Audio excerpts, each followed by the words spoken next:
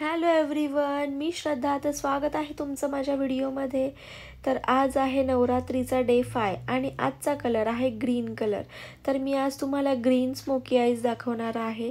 मी माझ्या आयशॅडो पॅलेटमधला light brown colour डमीच्या क्रीज लाईनवर अप्लाय केला.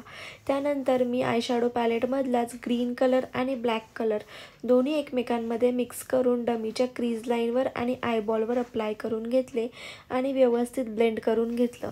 त्यानंतर मी माझ्या आयशॅडो पॅलेटमधलाच ग्रीन कलर जो की पावडर फॉर्ममध्ये आहे तो डमीच्या आयबॉलवर अप्लाय केला आणि फिंगरच्या हेल्पने व्यवस्थित ब्लेंड करून घेतलं.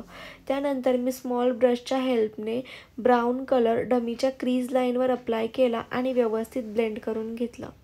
त्यानंतर मी माझ्या शिमर पॅलेटमधलाच ग्रीन कलर फिंगरच्या हेल्पने डमीच्या आयबॉलवर अप्लाय केलं आणि व्यवस्थित ब्लेंड केलं.